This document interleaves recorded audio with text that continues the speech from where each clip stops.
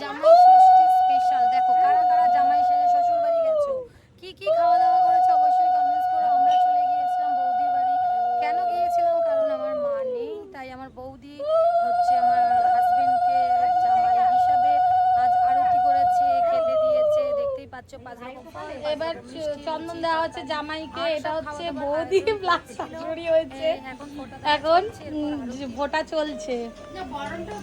হ্যাঁ হ্যাঁ হ্যাঁ হ্যাঁ, বরণ মা করেছিল, ওই জন্য মাই শাশুড়ি হয়ে গেছে এখন, ওই জন্য। হ্যাঁ হ্যাঁ,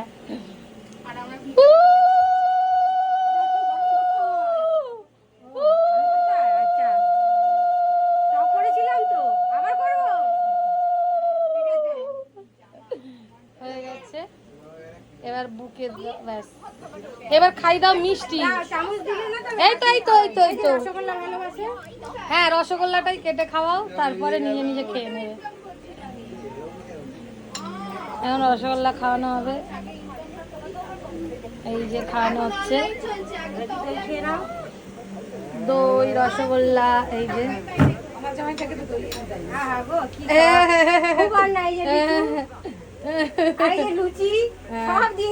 এবার জামাই নিজে নিজে নির্লজ্জ ভাবে খেতে হবে।